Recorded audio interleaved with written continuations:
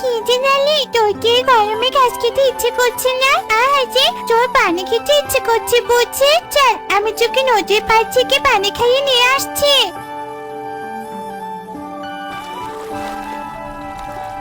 নে লালি, পানি খেয়ে নে। লালি নদী থেকে পানি পান করে। অন্যদিকে টুকি একটু অন্যমনস্ক হতেই সেখানে একটি কাঁচা ডাল ভেঙে পড়ে, যেই ডালে ছিল একটি মাত্র পাকা আম। আরে বাহ, কি সুন্দর একটা আম! কিন্তু এই আমটা ডাল সহ পড়লো কি করে? কাউকে তো আশেপাশে দেখছিও না, আর আজ তো কোনো ঝড় বৃষ্টিও নেই, তাহলে কাঁচা ডাল ভেঙে আম পড়লো কেন? ওরে বাবা যে, ভূত না তো আবার? ভয় পেও না টুকি, আমি ভূত নই। আসলে কয়েক বছর থেকে এক দুষ্টতান্ত্রিক আমায় এই গাছে করে রেখেছে, কিন্তু আজ আমার শাস্তি শেষ হয়েছে, তাই আমি গাছ থেকে ঝরে পড়ে গেছি। টুকি, তুমি একটু সরে দাঁড়াও, আমি এক্ষুনি এই আমের ভেতর থেকে বের হব। কি সুন্দর একটা পরি! পরি দেখতে এত সুন্দর হয় তা তো আমি আগে জানতাম না। কিন্তু এই কি পরি, তোমার ডানা তো দেখছি চলে আসছে। তোমার বুঝি খুব কষ্ট হচ্ছে, তাই না? না মেয়ে, আমার কোনো কষ্ট হচ্ছে না, তবে একটু শরীর খারাপ লাগছে। এই অবস্থায় আমি পরিরাজ্যে ফিরে যেতেও পারবো না। তুমি কি আমায় কটা দিনের জন্য তোমার বাড়িতে আশ্রয় দিতে পারবে? নিশ্চয় পরি, আমার মা টনি এবারে সবাই বিপদে সাহায্য করে। নিশ্চয়ই সে তোমার বিপদেও সাহায্য করবে। চলো আমার সাথে। লালি, তুইও চল। এরপর টুকি লালি এবং পরীকে সাথে নিয়ে তাদের বাড়িতে আসে। কি রে মা, আজ এত তাড়াতাড়ি ফিরে এলেছে? আর তাছাড়া তোর সাথে আবার ওটা কে? বলছি মা বলছি, সব তোমাকে খুলে বলছি। তাই আগে আমাকে একটু ভেতরে যেতে দাও। উঠোনে দাঁড়িয়ে কি সব কথা শুনবে নাকি বলো তো শুনি? এরপর টুকি পরীকে নিয়ে ঘরে আসে। আসলে আমি আমার ডানায় খুব আঘাত পেয়েছি আর শরীরটাও খুব খারাপ, তাই তো টুকির থেকে আশ্রয় চেয়েছি। তোমাদের কোনো আপত্তি নেই তো? এসব কি বলছো পরি? আপত্তি থাকবে কেন? অসুস্থ কোনো পরীকে সাহায্য করতে পারছি, এতে তো আমি অনেক খুশি। তোমার যতদিন ইচ্ছে হয় তুমি আমাদের বাড়িতে থাকতে পারো। কি গো টনি, তোমরা একা একা কার সাথে কথা বলছো বলো তো? আমি তো পরীর সাথে কথা বলছি টোনা। আমাদের মেয়ে টুকি মায়ের সাথে যে একটা পরী এসেছে। পরি? কোথায় পরি? ওই তো বিছানার উপর পরী বসে আছে, তুমি দেখতে পাচ্ছ না? না তো, আমি সত্যি দেখতে পাচ্ছি না, শুধু বিছানার উপর টুকির পুতুলটাই দেখতে পাচ্ছি।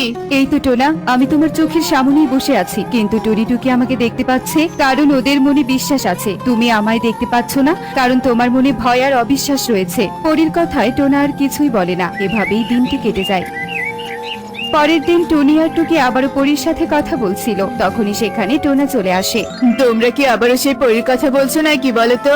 আবার তো মনে হচ্ছে তোমাদের মামের মাথাটা এবার সত্যি খারাপ হয়ে গেছে। ও বাবা, তুমি একবার মন থেকে পরীকে বিশ্বাস করো না, তাহলে তুমি পরীকে দেখতে পারবে।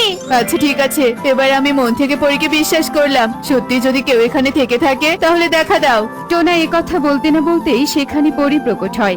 আরে আরে, সত্যি তো, এ তো সত্যিই পরী।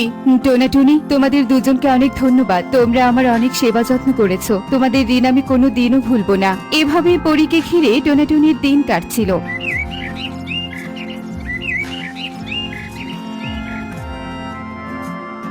আচ্ছা গরম পড়েছে না টনি? মনে হচ্ছে যেন সূর্যটা আমার মাথার উপরে সব রোদ দিচ্ছে। তাই জমি থেকে ফিরে এলাম। অন্যের জমিতে কাজ করতে আর ভালো লাগে না। ইস, আমার যদি একটা জমি থাকতো তাহলে কতই না ভালো হতো।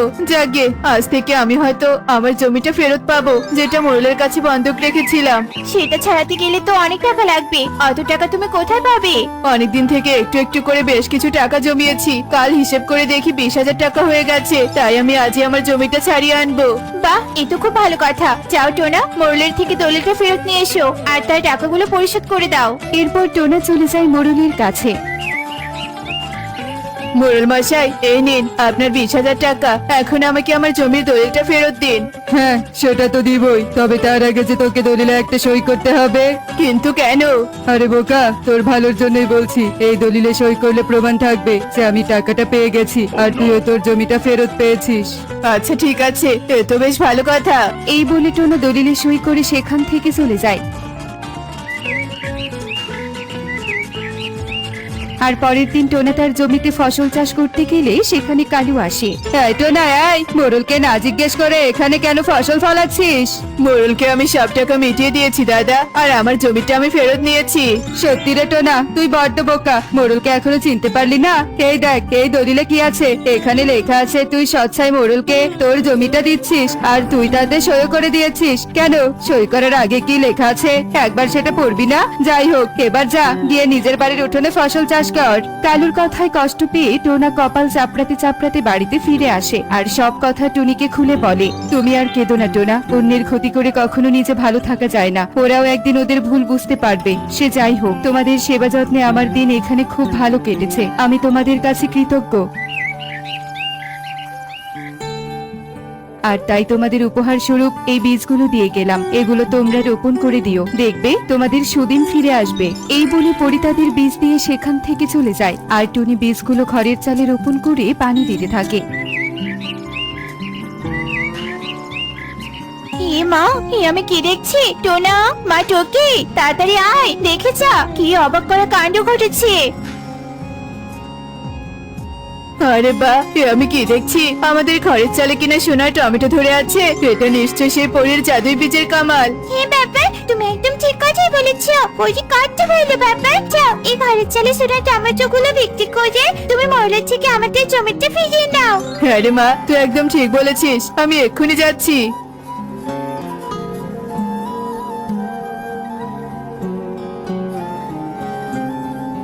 এরপর টোনা মোড়লকে টাকা দিয়ে দলিল নিয়ে আসে।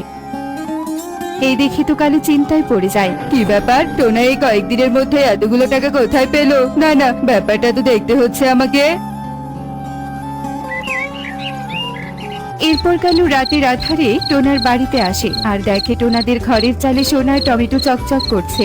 আরে বাহ, ঘরের চালে এত এত সোনার টমেটো! না না, আমি কিছুতে এই সোনার টমেটো হাতছাড়া হতে দিব না। এই বলে কালু একটা বস্তায় করে সব টমেটো ছিঁড়ে নিয়ে যায় আর বাড়িতে চলে আসে। এই সব সোনার টমেটো আমার। এত এত সোনার টমেটো বিক্রি করলে আমি যে মোড়লের থেকেও ধনী পাখি হয়ে যাবো। হে কি সর্বনাশ হলো গো টোনা, আমাদের সব সোনার টমেটো যে হয়ে গেল। হায় হায় রে, এবার আমরা কি করব? কেঁদো না মা, কেঁদো না, তুমি শান্ত হও, আবার সবকিছু ঠিক হয়ে যাবে। দেখো তুমি। টুকি এ কথা বলতে না বলতেই আবারও ঘরের চালে সোনার টমেটো প্রকট হয়, কিন্তু এবারে টমেটোগুলো আগের বাড়ির থেকে একটু বেশি বড় ছিল। দেখেছো মা, দেখেছো? আমি বলেছি না সব ঠিক হয়ে যাবে।